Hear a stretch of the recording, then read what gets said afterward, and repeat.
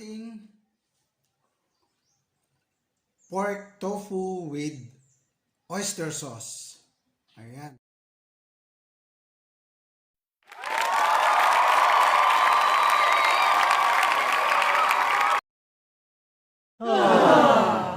Hello guys! Welcome back to my channel! So, welcome din po kayo sa kitchen ko. Dito po tayo luluto ngayon. Tuturuan ko kayo magluto ng pork tofu with oyster sauce. So, ito po parang social na kung namimiss nyo nang kumain sa mga restaurant kasi naka-quarantine po tayo ngayon, extend pa hanggang May 15. So kung namimiss nyo na po kumain sa mga restaurant, mga masasarap na restaurant, na ito po yung order sa mga restaurant na magagaan, mga fine dining. So tuturuan po ko ngayon magluto ng pork tofu with oyster sauce.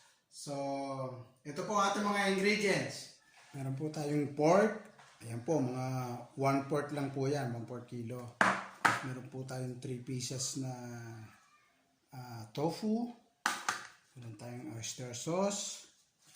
Meron po tayong pechay. Ayan o, kasi mahilig po sa pechay. Ito, meron po tayong onion. Ayan, 1 globes of onion. And at the same time, meron po tayong olive oil. Yan po, olive oil po para healthy ang ating piprito. So, dito po, mura lang po to.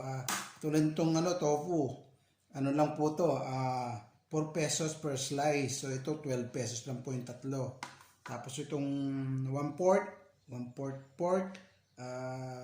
Ang panpunto, 1/4 lang, 51 pesos lang po to kasi mahal na ngayon po ang pork. Ito, oyster sauce. Ito po, mga 18 pesos lang. Tapos ito po, medyo mahal na rin po yung onion.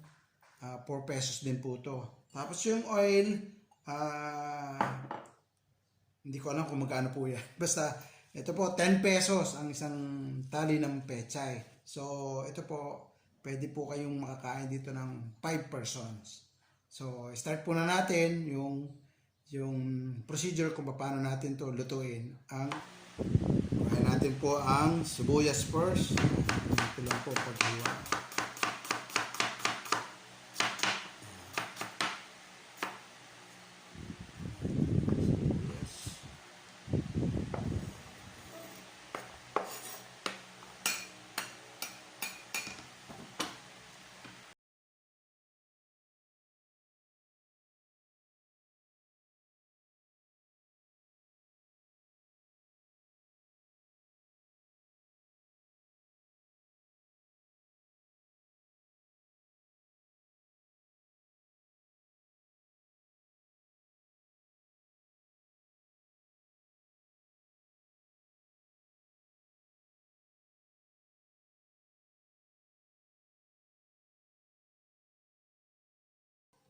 Unahin po muna natin ang tofu para madali po siya mag-crispy kasi kailangan po natin i-crispy ang tofu.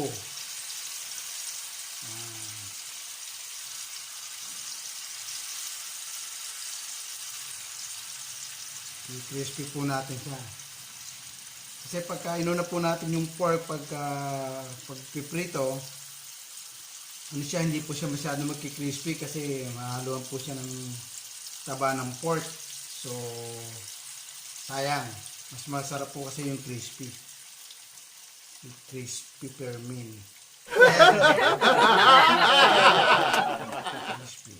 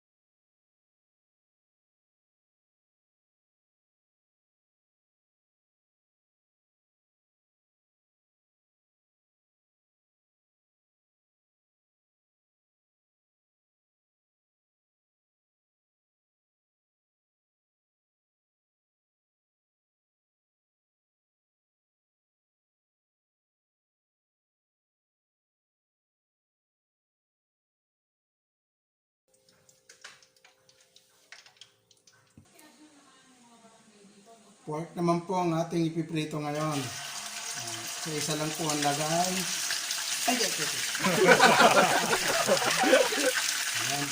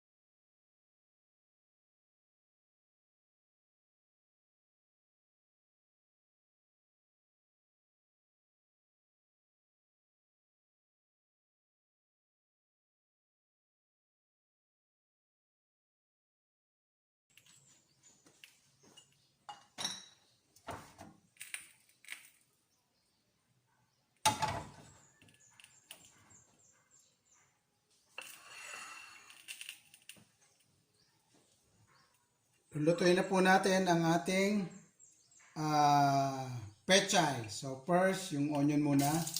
Susutain natin. Lalantahin lang po natin.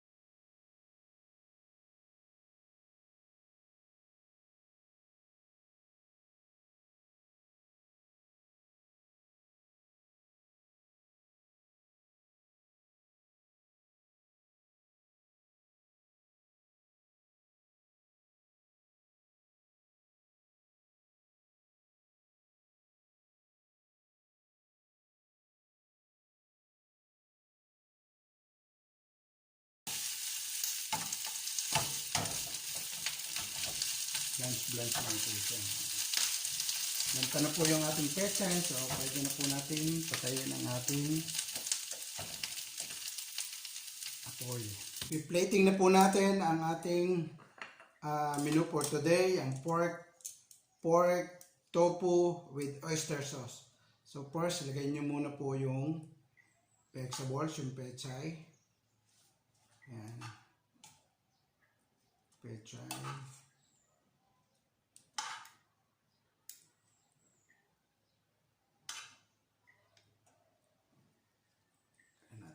Pechay na ganyan.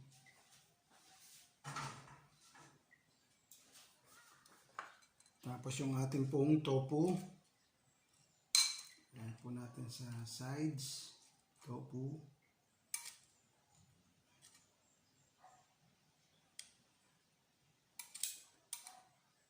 Ayan.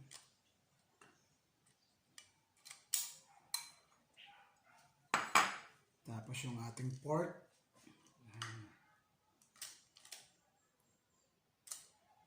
Plate. Ang tawag po dito, plating. Kailangan maganda yung presentation para kang umorder sa restaurant talaga. Yan, damihan natin. Yan.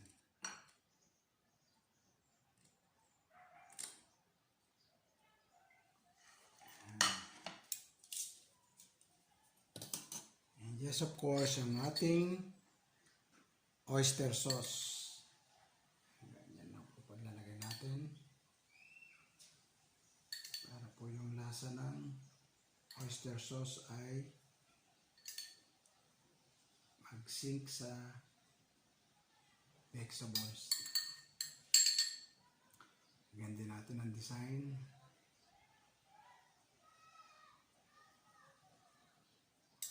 Kabilang gilid.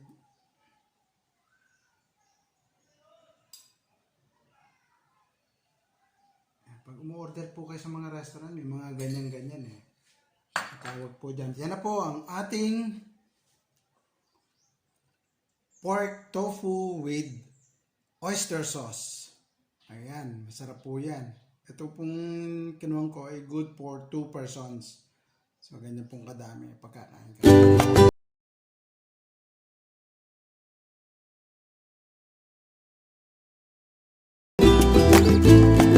Mga ka-vlog, sana po nagustuhan niyo po ang menu for today. Kung kayo po namimiss ng order sa mga restaurant dahil naka-quarantine po tayo.